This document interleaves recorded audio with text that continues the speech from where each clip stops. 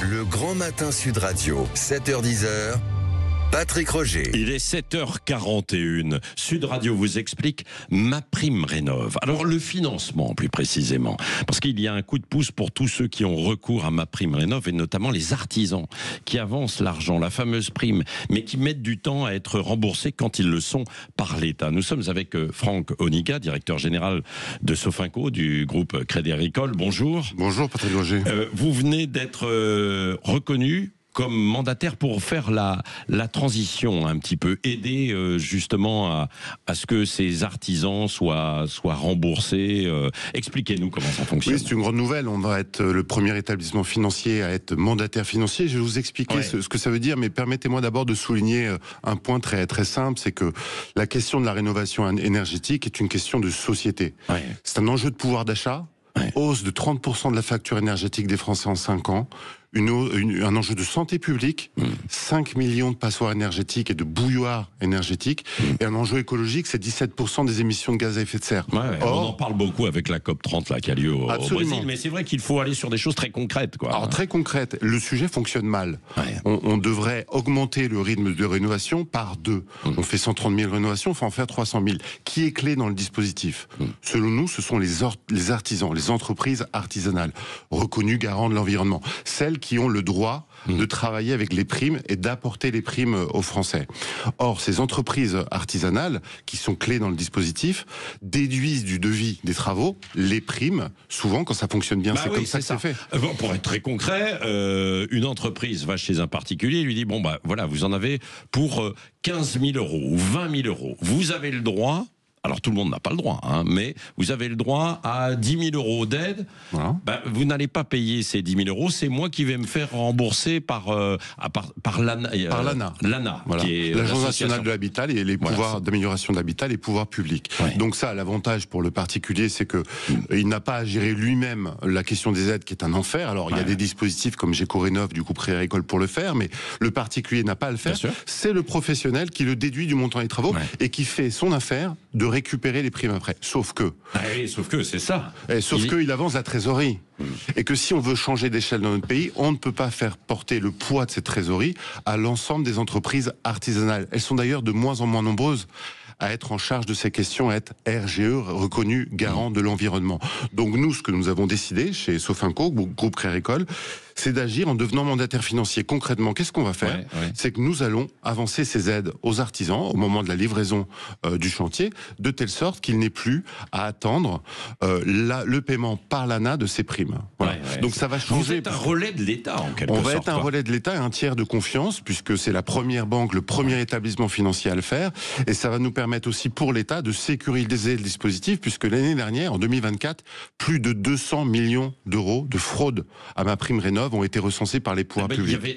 On les citera pas, mais il y avait au coin de la rue des établissements qui ouvraient et qui disaient mais c'est nous qui allons. Ils collectaient l'argent, mais ils ne le redistribuaient pas. C'est ça, avec un chantier sur 10 qui n'existait même pas.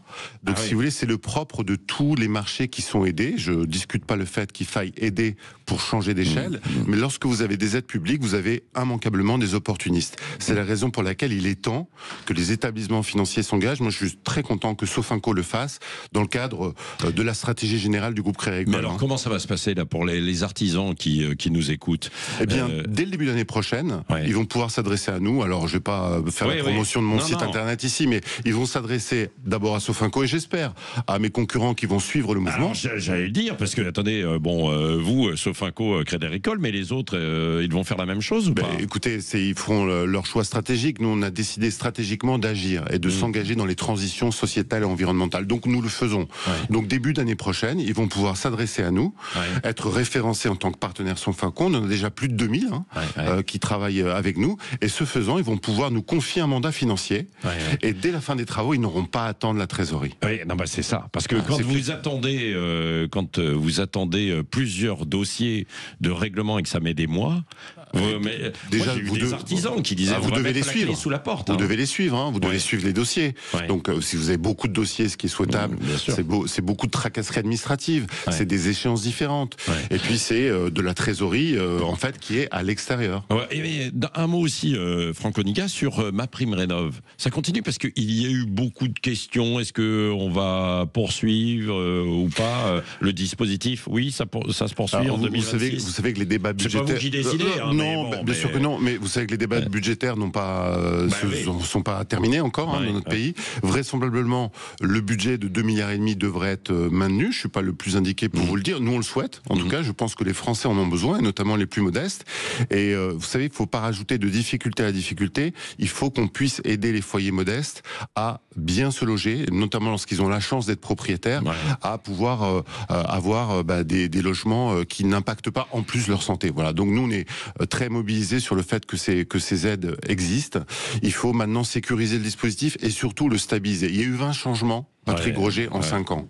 20 changements. Sur MaPrimeRénov'. Absolument, nous les avons comptés. Donc nous, on appelle les pouvoirs publics et on a un travail très constructif avec l'ANA, que je veux saluer, à de la stabilité, parce que c'est l'intérêt des Français et c'est de l'intérêt des entreprises qui les accompagnent au quotidien, comme Sofinco. Bah oui, d'autant que le logement, évidemment... question centrale. Ah bah oui, question centrale et question en fait ô combien délicate en ce moment, parce qu'il y a une crise en fait du logement, de l'immobilier. Il n'y a pas eu de véritable reprise de construction. Enfin, ça, c'est un autre sujet en fait plus complexe. On y reviendra d'ailleurs tous les week-ends. On y revient nous dans nos émissions.